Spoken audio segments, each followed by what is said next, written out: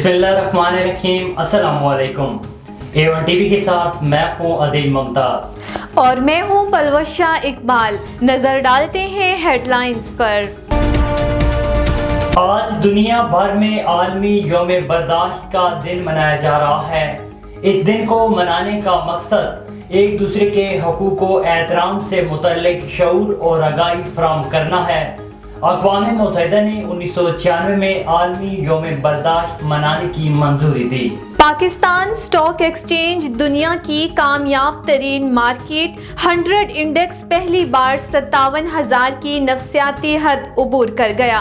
کاروبار کے دوران انڈیکس میں 430 پوائنٹس کا اضافہ، کمپنیز کے بھاؤ بڑھانے پر سرمایہ کار خوش۔ IMF معاہدے پر امریکی ڈالر کی قیمت میں کمی، انٹر بینک میں ڈالر $1.64 سستا ہو گیا، $586.50 پر آ گیا۔ عوام کے لیے اچھی خبر، پیٹرولیم مصنوعات $9 تک سستی۔ پیٹرول $2.04 سستا ہو کر $281.34 لیٹر ہو گیا۔ ہائی سپیڈ ڈیزل $6.47 کمی سے $296.71 پر فروخت۔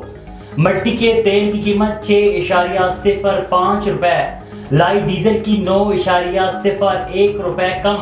عوام کا مثبت رد عمل، پیٹرول پر مزید ریلیف کا مطالبہ کر دیا۔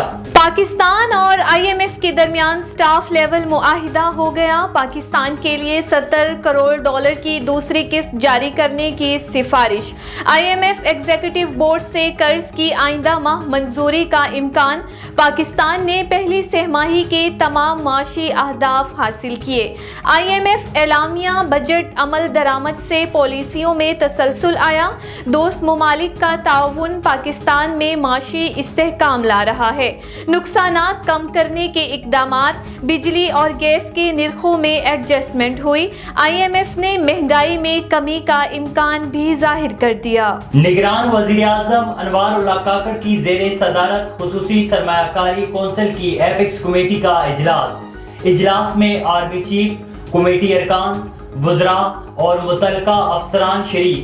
اجلاس میں سرمایہ کاری سمیت معاشی معاملات پر غور۔ ہیڈ لائنز آپ نے جانی۔ A1 ٹی وی کے نیوز اسٹوڈیو سے فی الوقت اتنا ہی۔ مزید خبروں اور اپڈیٹ سے باخبر رہنے کے لیے دیکھتے رہیے A1 TV۔